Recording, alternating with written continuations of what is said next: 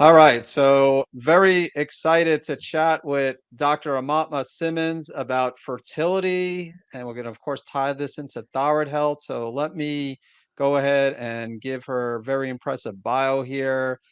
So Dr. Aumatma is a double board certified naturopathic doctor and endocrinologist in practice for close to 15 years. She specializes in fertility and is the best-selling author of two books, Fertility Secrets: What Your Doctor Didn't Tell You About Baby Making, and Infertility: Struggles, Secrets, and Successes. So Dr. Aumatma was awarded the Best Naturopathic Medicine Doctor Award locally in 2015 as well as 2020, and she's recognized as a top woman in medicine doctor in 2020 and 2021. Dr. Aumatma is also the creator of Fertile Foundation Supplements, a line of research-driven nutrients that support your fertility journey. And she's also the host of the Egg Meets Sperm podcast. And in addition to supporting couples through individualized care in person and long distance, Dr. Aumatma also trains practitioners who want to specialize in fertility.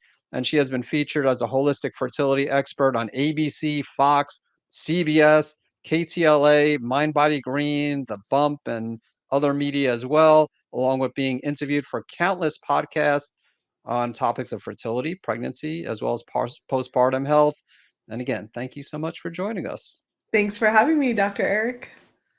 Yeah, it's a pleasure. And we, of course, want to dive into fertility. But before we do that, why don't we talk about how you became more of a specialist in fertility? I don't know if this is like right from the start or if it's just something over the years that. No, it was actually a personal experience that brought me into fertility. I used to be just a women's health doctor. I was seeing all kinds of women for all kinds of things, everything from like anxiety and depression to perimenopause and menopause.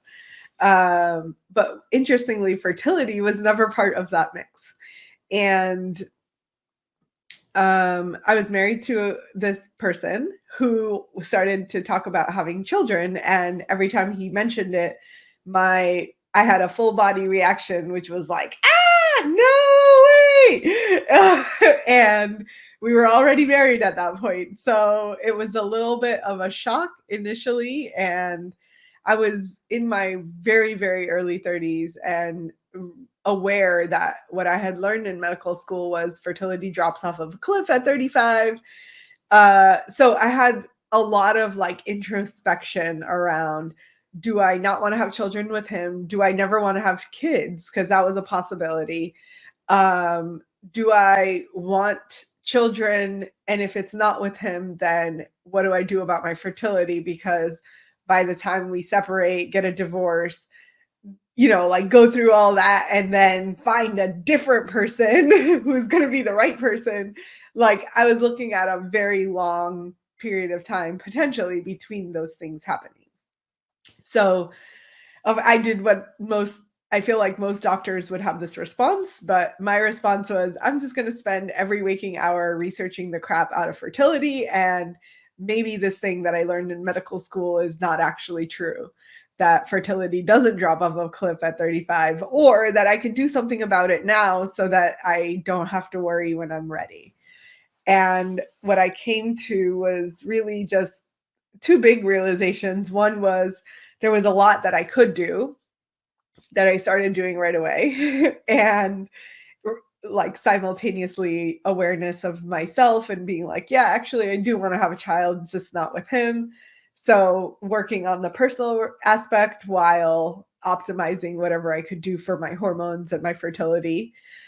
And then simultaneously realizing that this idea that fertility drops off of a cliff at 35 really wasn't based in science. So I was like, okay, well, if that's not based in science, why are we giving so much credence to it?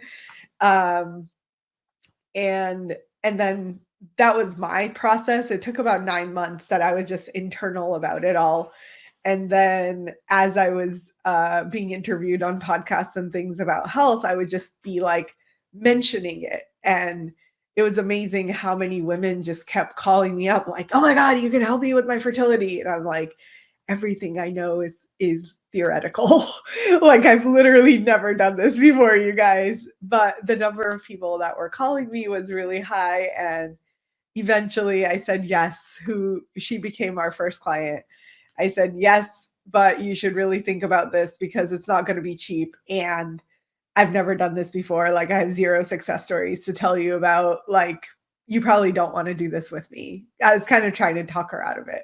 And she came back a few days later and was like, "Nope, you're the right person. I'm really sure you're the right person. And I want you to help me. I don't care how much it costs." Um, and she ended up being my first client. And 3 months later, she got pregnant. I simultaneously was invited into this clinic where one of my friends needed help. And he was like, "Our naturopathic doctor just quit. Can you come help us?" And they were a general clinic. I had no idea that they had an acupuncturist that specialized in fertility. So I got there. I had said yes to that thing and walked into the clinic. The acupuncturist was like, "I've been checking out all of your podcasts and blah blah blah blah blah, and like you're the perfect person. Here is like a whole pile of cases that I've had no success with. Maybe you can help them." And I was all like, "Oh my God, this is happening way too fast." And just kind of like fell into it. At that point, I was like, well, I have really no reason to say no. Like, all of these people are here, they need help. No one else has been able to help them before. Let's see what I can do. So I just started calling them up, like, "Hey, I've looked over your case. I have some ideas for you. Come on in." And out of all of those people that came in, a majority of them got pregnant that year. And that was when I was like, "Oh my gosh, it's so amazing," because obviously the reward is huge, but it's also amazing because I get to influence the health of not just that person, but their child and then their grandchild, all within one like very short period of time. So to me, from a health perspective and a person that really just wanted to have an impact in the world, it was the perfect thing for me to be doing. So that's how I ended up in fertility. All right, no, that's awesome. So how long ago was that? That very that was first success that was story? that was actually like, I want to say like 12 or 13 years ago at this point. Okay, Yeah. wow. And I still, for a little while there, I was still working with some other, like menopause, perimenopause. Since like probably the last 10 years or so, I haven't taken on any new non-fertility people because I feel like if you're a specialist in something, there's just no, at least in my brain, there's no space for anything else. I breathe and sleep and dream infertility, right? Like there's just, that's all I want to do. That's all I want to talk about. That's all my focus is on. And I feel like as much as I would love to help everyone, I just am very cognizant that it's really that period of time where like preconception that I can make the most difference. So yeah, it's been about 10 years where it's just been all fertility. And it's always funny when people are like, "Oh, I would love to have you on my podcast. What would you like to talk about?" And I'm like, "Do you know me right now? Like, do you know who I am?" So I just like, there's no space for anything else. Yeah, it's the same here. I mean, I focus on thyroid health and more of an emphasis on hyperthyroidism, even though I also help people with Hashimoto's, but just because Hmm. my experience with Graves.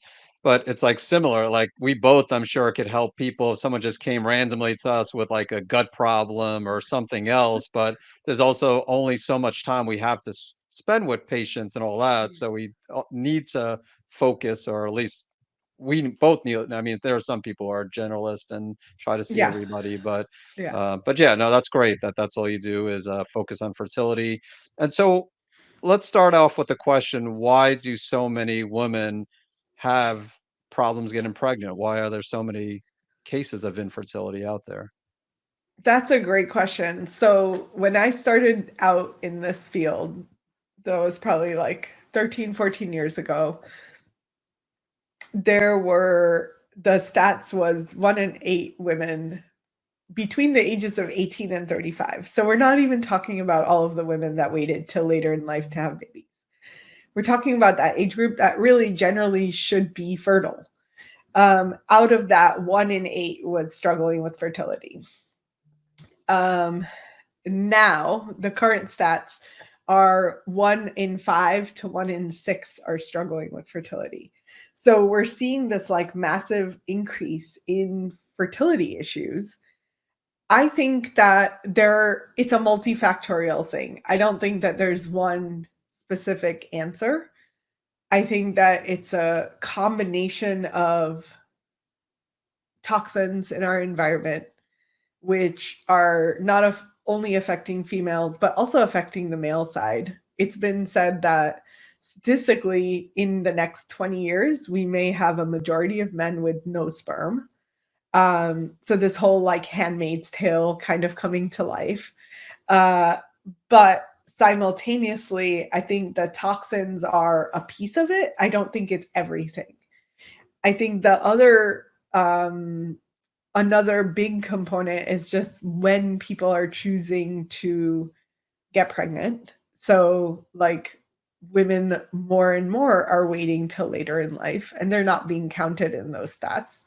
So there's that aspect. There is also the aspect of stress. And I know that stress gets this like, everything is stress. You were all just messed up because of stress. And that is true to a certain extent. But I would be remiss to not mention it because there are about 4,000 studies that point to how much stress actually impacts our HPO axis, which is the hypothalamus pituitary ovarian axis. So there is an indicator that like how much of what we're experiencing in our life is going to massively impact fertility. And the way stress is like such a generic term, so I don't love using it, but there if there is a shift in our bodies, in our emotional experience, in the way that we view the world, where we are in survival mode instead of creation or reception mode, then it's going to be a really hard place to conceive from. So I feel like as the pace of the world feels like it's speeding up, there's more things that we just are constantly worrying about. There's more, like the political landscape, the wars that are happening, like there's just so much. And we may not be actively thinking about it, but it's happening in the background. And if the story that our body is creating about that is, hey, you are like your priority in this moment is how do you survive, then it's really hard for the body to be like, oh yeah, like I'm trying to survive, but I'm going to create another human, right? So on a very basic level, all of the stress that is contributed to in our bodies is going to work against our fertility in a lot of ways. So I think those are the big ones that I think are across the board. Of course, we can get into like hormonal imbalances and all that kind of stuff, which is different from person to person. But I think the factors that are impacting all of us are pretty solid and consistent. Yeah, so stress is big, toxins are big. Also, you mentioned it's not just the female. It could be the Mhm. male and the lower sperm count. So I imagine when you work with someone, you obviously take that into account. I don't know, do you consult with both the both Yeah. partners, both? Okay. Yeah. So in our practice, it's kind of mandatory that the partner is on board. And we have a lot of women that are like, "Can you just work with me? You don't ever need to talk to my husband." And I'm like, "Yeah, no. That's not what we are doing. There are plenty of other practitioners out there that are going to be happy to support you, but we're not those people. If you Unless you are a solo mom by choice, who we do support, unless you're solo when you come in, there's no reason your partner shouldn't be on board, even if their sperm are great. Which a lot of this is the conversation that a lot of women will have reflexively, like, "Oh, my husband's sperm is great. You don't need to worry about him." And I'm like, sperm is the bare minimum that we need to worry about. We need to worry about what is his lifestyle, what is his mindset, what is his like, what toxins is he being exposed to? Is he methylating properly? And all of those things are going to impact not only whether you can get pregnant, they're impacting what we really care about, which is the health of your future child. And what is that pregnancy going to be like for you? So if let's suppose that a male has great sperm, which happens very frequently, but the DNA of his sperm is like a total shit show. He just doesn't know because there's no test that is regularly performed on the DNA of the sperm. There is a test for it, it's just not commonly done.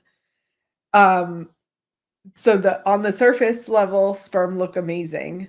On the DNA level, sperm are absolutely not amazing. The woman gets pregnant and she continues to keep having pregnancy losses, and she's not sure why she's having those losses. And then like our society is like, "Oh, it's your fault. It's something you did." And internally also, women just take a lot of responsibility for fertility and pregnancy. So she's also thinking like, something's wrong with me. I'm doing something that's triggering the pregnancy losses, when in fact it starts with the male. But if he's never been tested, no one's looking at it. No one's saying like, "Hey, it's the DNA. It's not even your sperm. It's the DNA." And we can fix it if we just look at your epigenetics, if we kind of dive in a little bit deeper on your health stuff. Not only are you going to get her pregnant and she's going to stay pregnant, but you're impacting the health of this future baby in a very meaningful way. So, yeah, we won't work with couples that are already coupled, already married, and the partner is like, "Yeah, I don't need to make any changes." That's a no-go for us. And I've fired people for that. I'm like, "Here's a full refund. Like, I want nothing from you. Goodbye." Because it's not what we're about. It's, like, people can do whatever they want to do, but our goal is healthier babies in this world. Um, Yeah.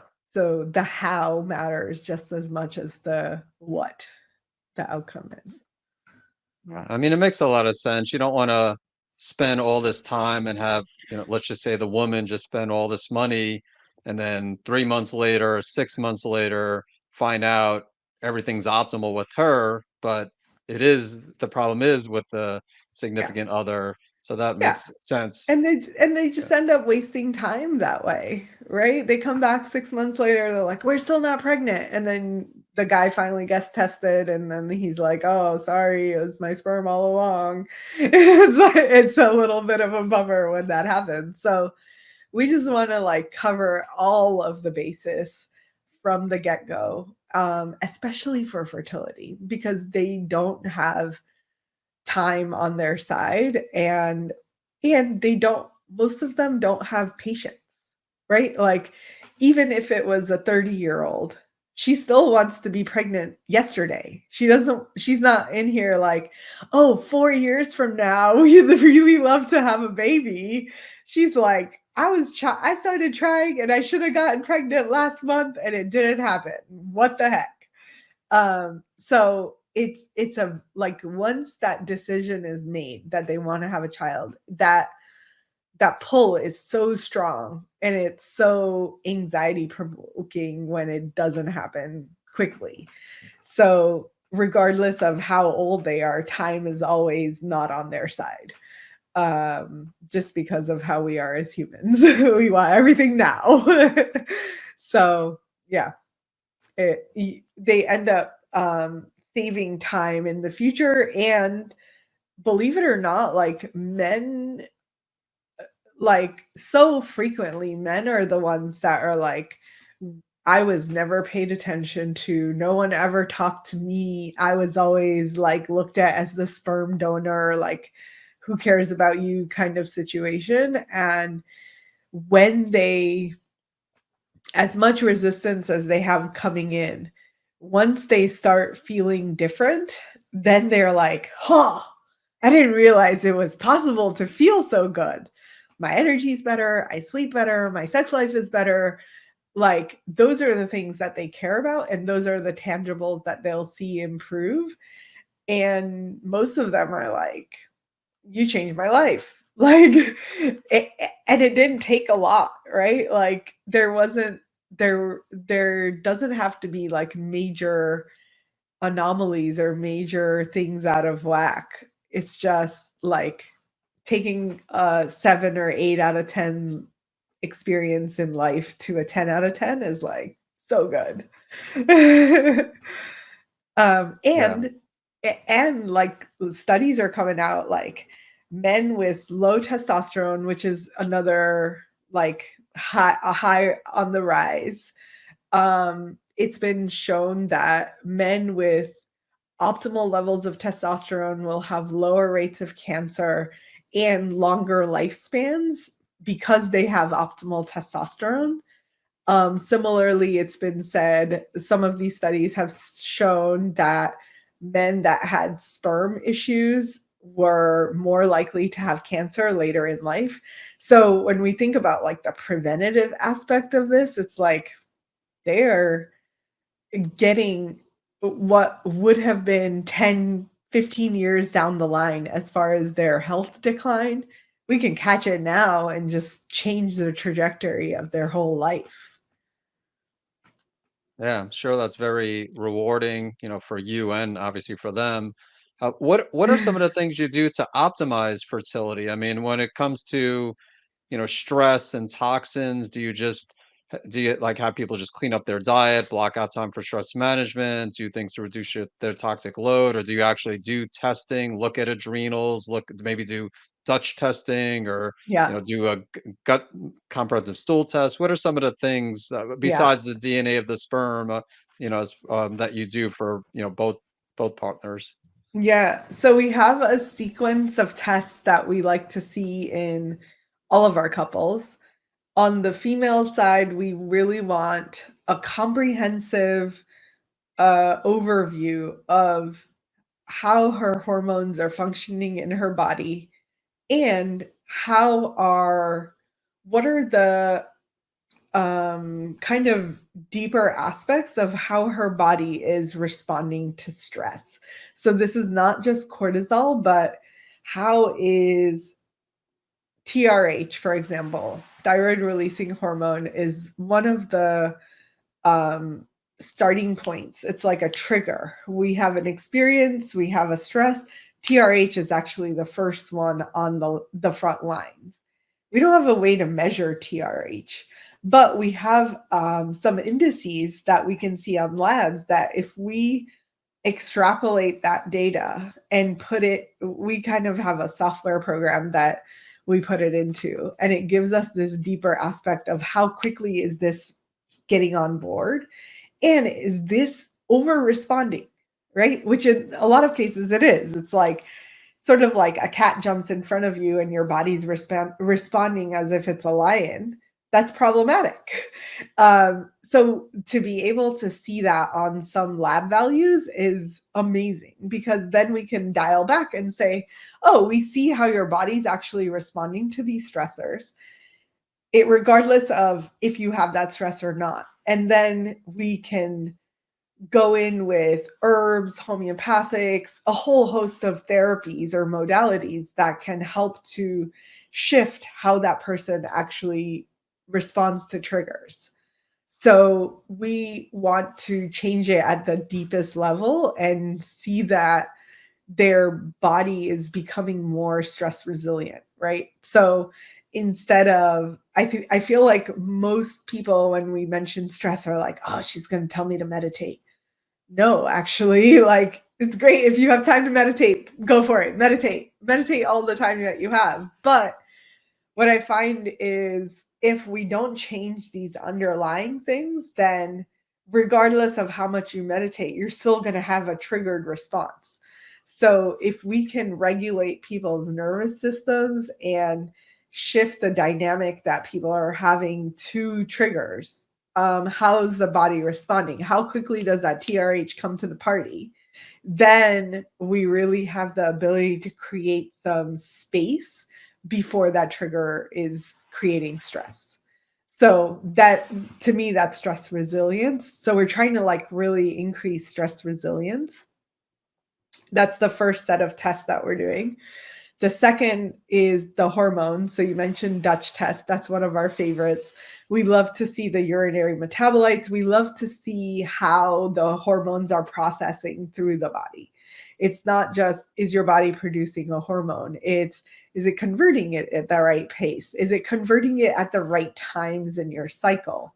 That's giving us information about how to approach it, rather than saying, hey, you have too much estrogen based on one snapshot of a test. We can say, actually, you have too much estrogen only from cycle day 3 to 12.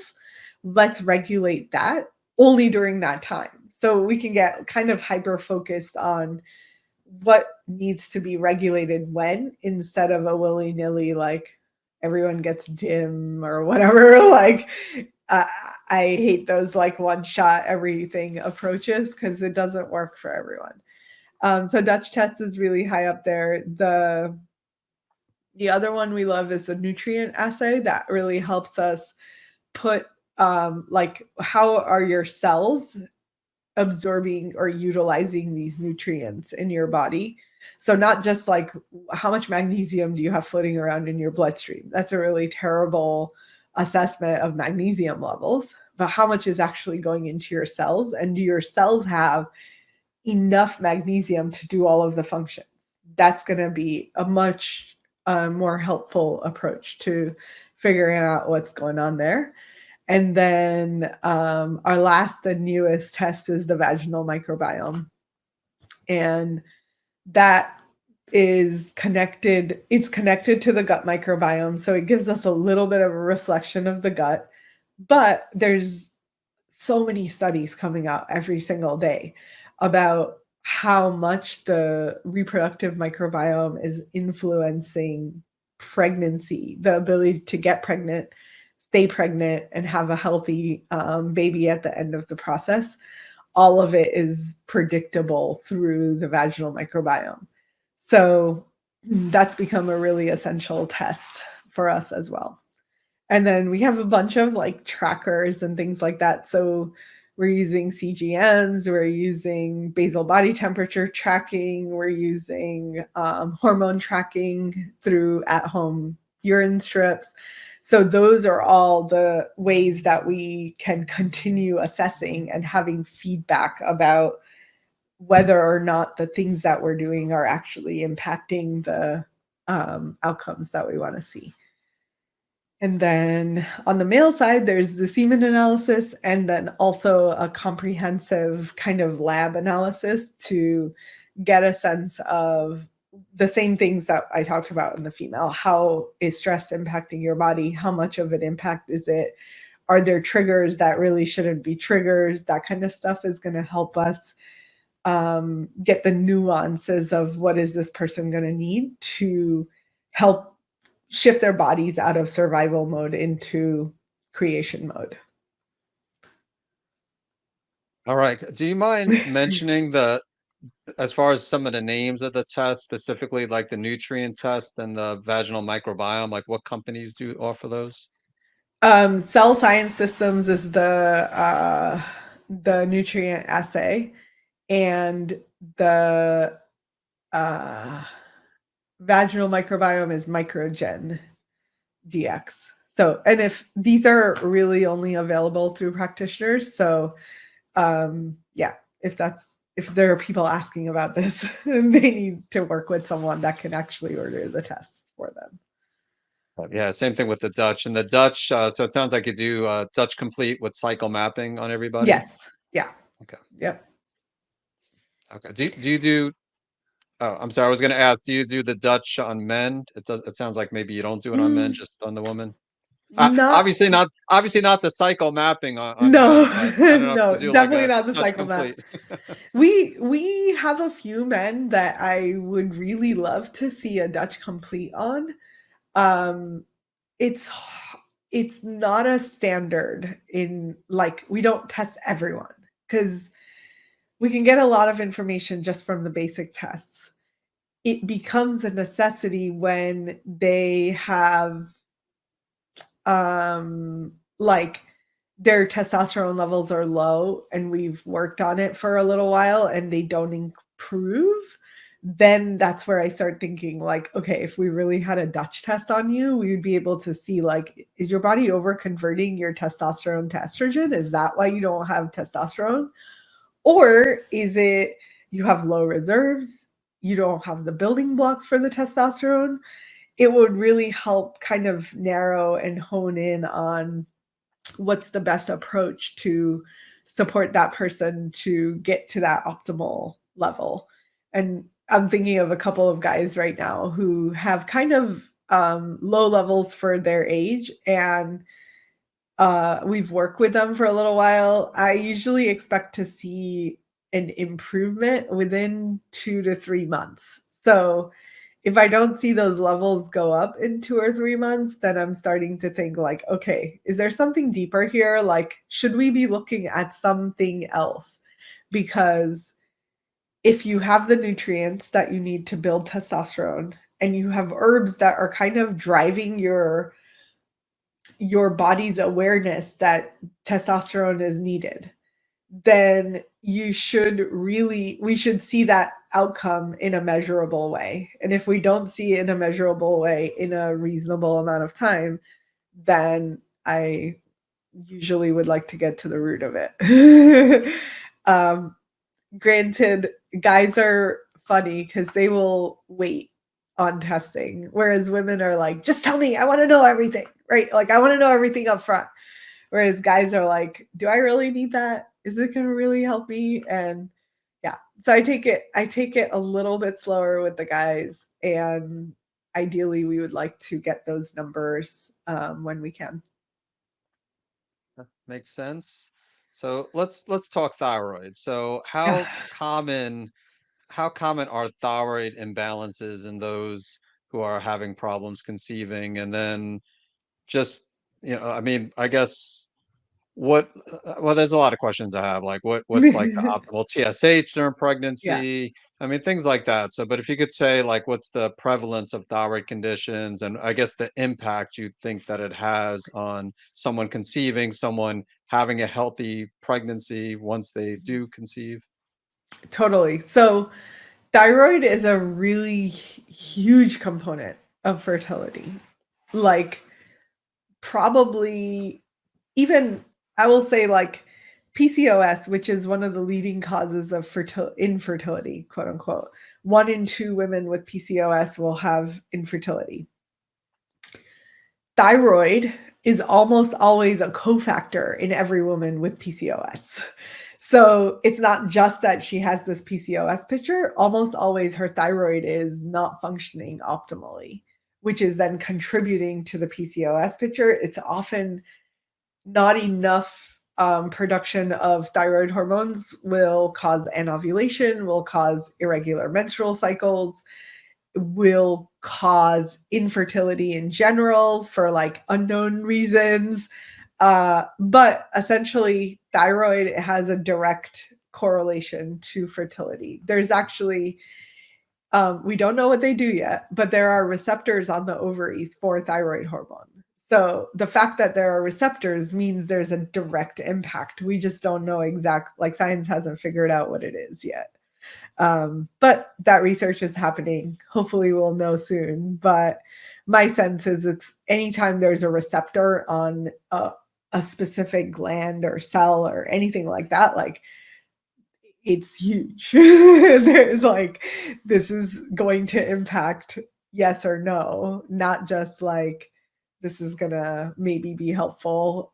It's a direct impact. So yes, absolutely. The other place that thyroid is kind of our metabolic regulator, which you guys probably know that. Um, but if that regulation isn't happening well, it makes it really hard to sustain the growth of this little human in our bodies. So if the thyroid can't regulate, which we can talk about thyroid and pregnancy, but there is so much dysregulation and our body is constantly trying to adapt.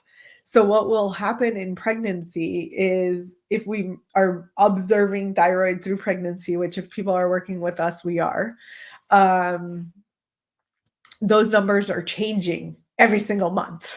It's like a new, wait, the TSH was fine. Now it's totally not fine. What's going on? So we really have to make sure to monitor thyroid throughout the entire pregnancy. And I've seen a lot of doctors kind of say, oh, here's your dose, like, see you later. Good luck with your pregnancy. But the reality is, our needs are changing in every trimester, and every person is unique. So if there's no way to pre-predict what the need is going to be, the only way to know is to make sure that you're being monitored. So that has a really big impact. And then the autoimmune aspect of the thyroid is huge.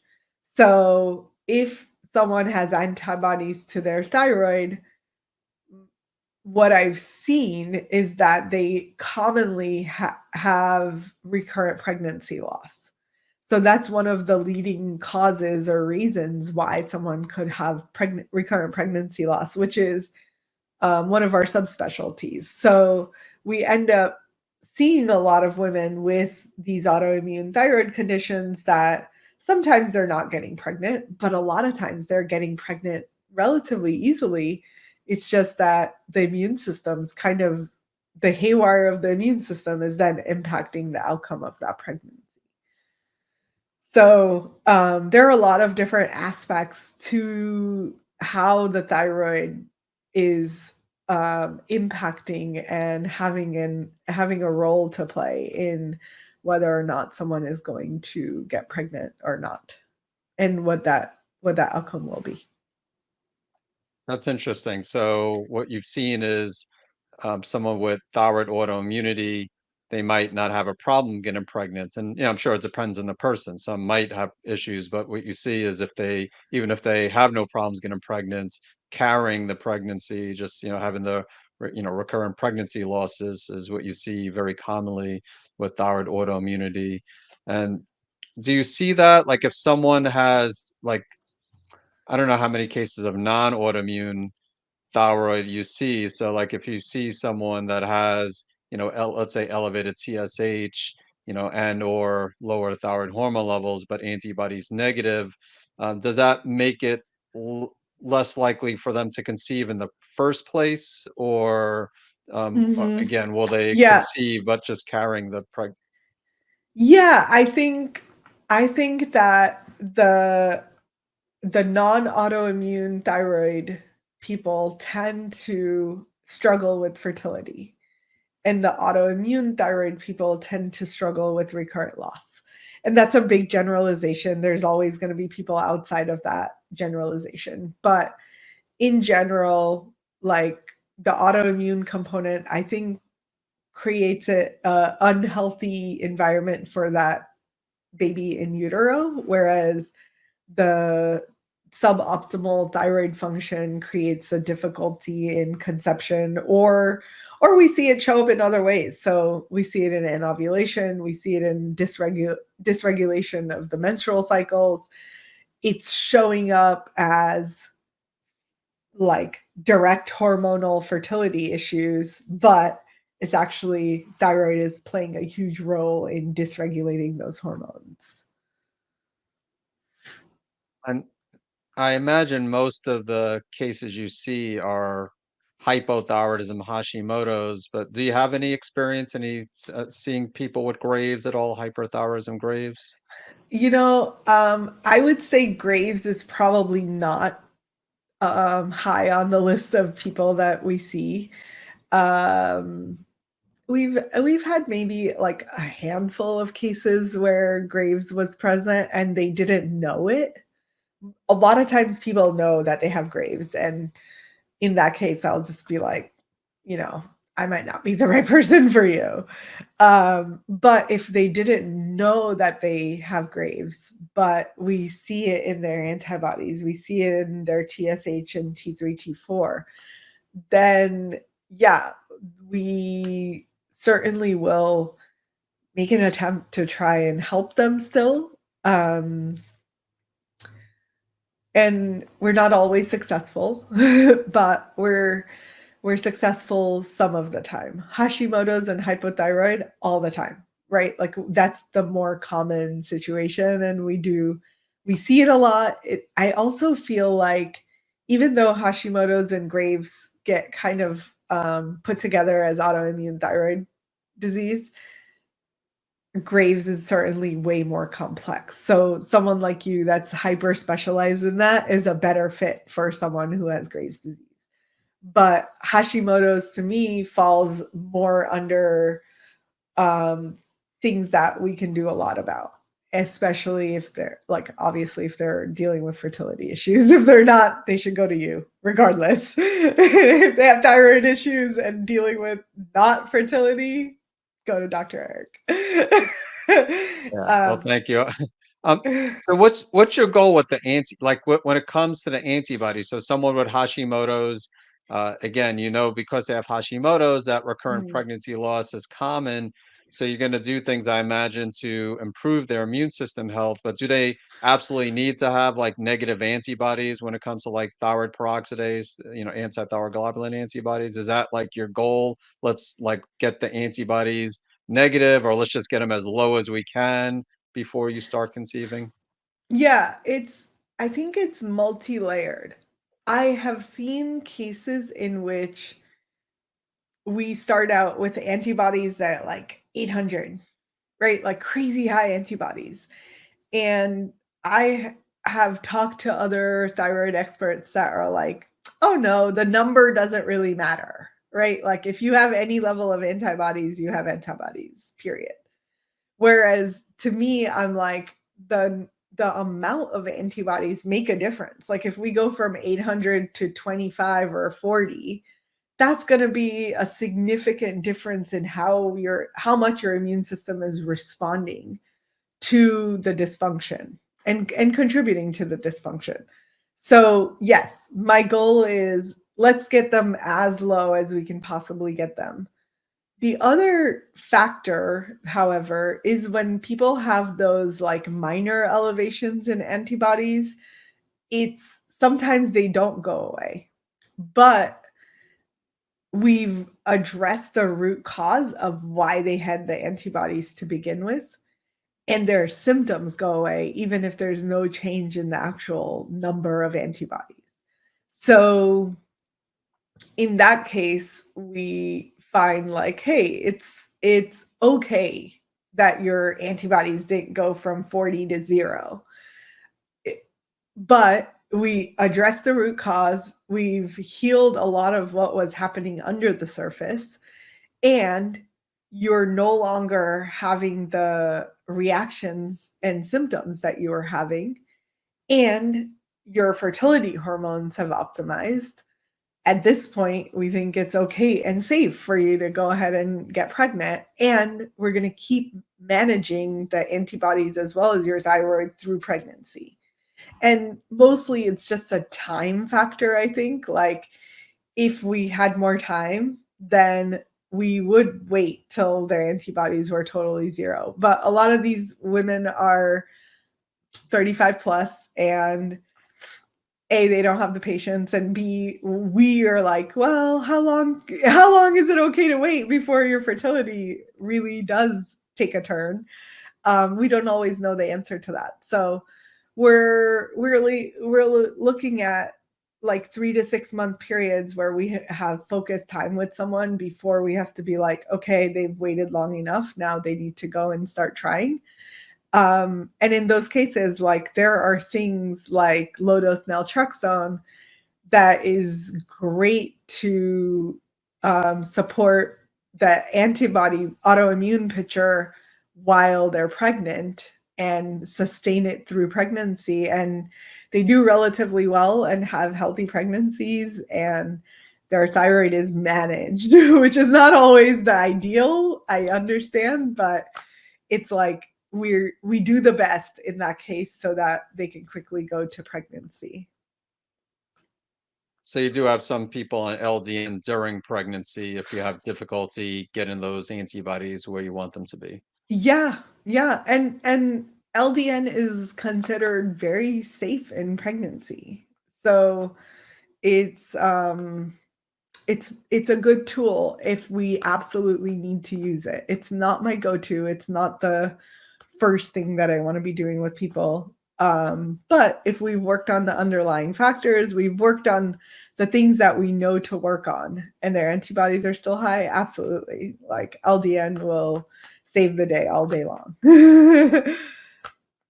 And how frequently do you recommend retesting the thyroid panel as well as antibodies during pregnancy? Yeah, so if they started with thyroid issues pre-pregnancy, then every month, every 4 to 6 weeks, really. And if they didn't, then like 8 to 10 weeks. So they can go a little bit longer in between tests if they have no thyroid issues. But like I said earlier, the number of women that I've seen have dysregulated thyroid through pregnancy is really high.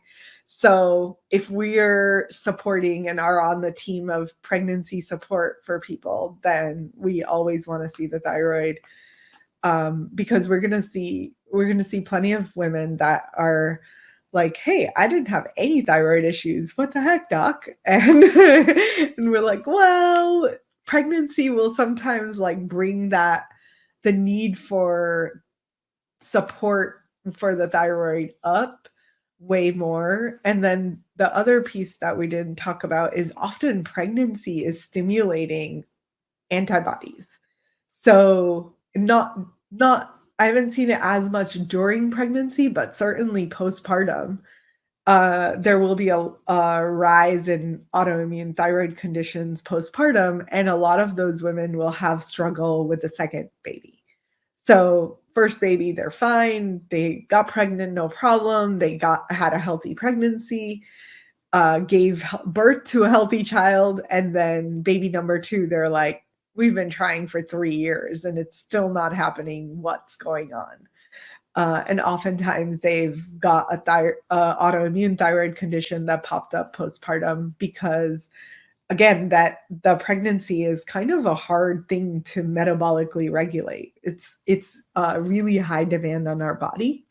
So it's not a surprise that our body would kind of wig out after pregnancy. It's just a lot of change, a lot of hormonal flux, a lot of nutrients being pulled, that all of a sudden what your body was able to do before you had any children is completely different from what it's able to do now, because it just doesn't have enough of the reservoirs to be able to do that.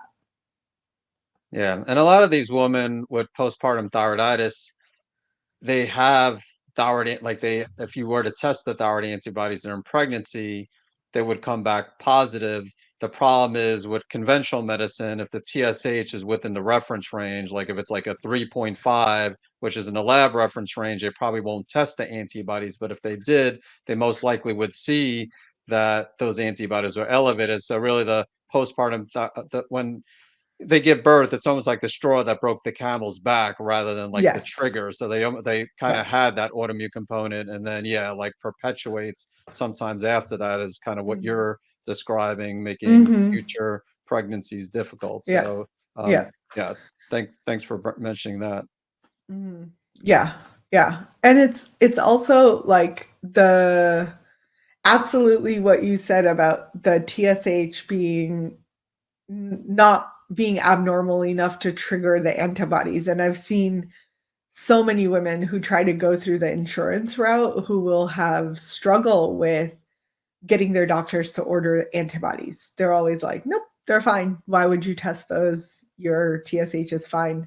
But we didn't talk about optimal levels of TSH, T3, T4 in that fertility period, which to me, I think is slightly different than what is normal. So I like to see TSH pre-pregnancy at like below 2 for sure, ideally like even below 1.5. Um, and I should put a cap on that, like above 1. So between 1 and 1.5, which is a really narrow range. Um, and then T3 and T4, ideally somewhere in the middle of normal is good optimal. For pregnancy, the ACOG organization has put TSH below 2.5 is the optimal for pregnancy. And we'll generally go with that. Like if they were below 2 pre-pregnancy and it goes up to 2.5, we're not freaking out. But TSH in pregnancy is also very important for the development of the baby. So if we don't have optimal really T4 during pregnancy, T4 is the hormone that crosses the placental barrier and impacts the brain development specifically of the baby. So if we don't have optimal TSH or optimal T4, then the health of the baby is at risk, and we definitely care about that. So that's a significant factor. But then also a lot of times, like women have fine TSH, fine T4, but are struggling with the T3, and they feel like shit through pregnancy, and we're like, well, we could just give you a tiny little snap of T3 and you would feel so much better. And they go to their doctor and the doctor is like, absolutely not, you don't need T3, you're fine. And it's like, well, the health of the mom matters, how she's going through this pregnancy matters. It's really important for her to not just feel exhausted the entire pregnancy. And it could be avoided with like microdoses of T3, which are not going to cross the placenta, but are going to make a difference in how she feels. So it's a lot of things to weigh out. But I think for me, I'm like mom first. Like, yes, we absolutely care about the baby's health. We care about what's happening for the baby. We care about pregnancy and postpartum.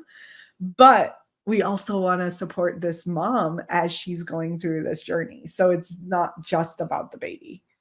It's not fair to, it's really not fair to mom to be like, well, you're just the carrier of this child to grow this human. We just care about this human that's going to come out of you, which is kind of the attitude for a lot of doctors. So we kind of want to be the advocate for the women to be like, no, you can have a different experience. If you're exhausted and your thyroid hormones are suboptimal, but they're meeting the status quo, it still is like your body's need is still a little bit higher than the status quo, and supporting that will help you so much. So sometimes you do go by symptoms regardless of what the thyroid panel says, or again, if someone's maybe a little bit on the higher end, but still well within, the lab range, again, you might recommend thyroid hormone or some T3. Is desiccated thyroid hormone safe to take during pregnancy? I don't like it. It's adding dysregulation amongst dysregulation, right? So pregnancy is this time of like massive flux. The need is going up and down, up and down, up and down. And then you add another variable, which is desiccated thyroid, which is also not consistent thyroid hormone. It's like some pills might have crazy high amounts, some pills may not. It's really hard to regulate. So if I can, my ideal is like micro doses of T3, which is going to like just push it a little bit, but not so much that it's going to replace or be overwhelming to her body. I feel safer with that, and I need to look into the studies. Like, is desiccated even safe? I don't know if it's contraindicated, so I will look that up and know for the next time. But I never use it because I'm like, oh God, that sounds so scary to me to add another layer of dysregulation in there. Well, thank you for sharing that. And so one last question I have is when it comes to supplements, I know you have your own supplement line, so I'm guessing you don't just recommend a prenatal, like I mean, you probably do recommend a prenatal, but in addition to that, do you recommend like omega-3 fatty acids? And I Yeah, guess based on the nutrient testing you do, I guess some of it depends on what comes out on the test results. yeah, yeah. So there is a standard for pregnancy, which is a prenatal omega or specifically DHA and a good like vaginal and gut probiotic. So those are kind of the foundations on top of which we could tailor to whatever people need. So those can really start in the fertility period or preconception phase. Um, but the fertility line of supplements is really to dial in what do people actually need based on what's happening for them. Fertility is often a blanket diagnosis or like you have infertility. It means absolutely nothing for the majority of people. So instead, our supplements are really like the first thing is going to be you don't just go online and like take a bunch of random supplements, like totally anti that. So if you land on our website, it's actually going to like take you through a quiz that is going to um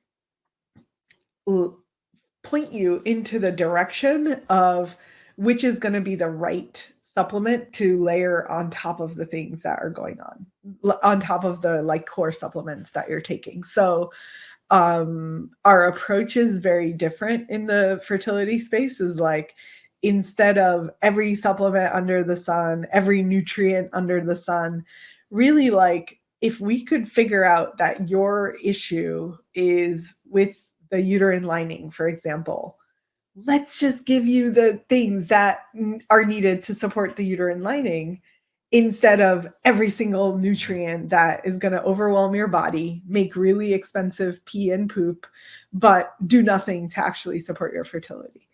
Um, so they're essentially like, how do we tailor this to each person rather than how do we make blanket recommendations? So that's the foundation. And then if they're working with us, then of course their custom like nutrients and things that their body specifically needs can be tailored even more than what our analysis, it's called a smart fertility analysis, what that thing will do. But and by the way, I should say that since you mentioned the supplements. So we just rebranded. It's coming out really soon. It's called the new line is going to be called Madre Fertility.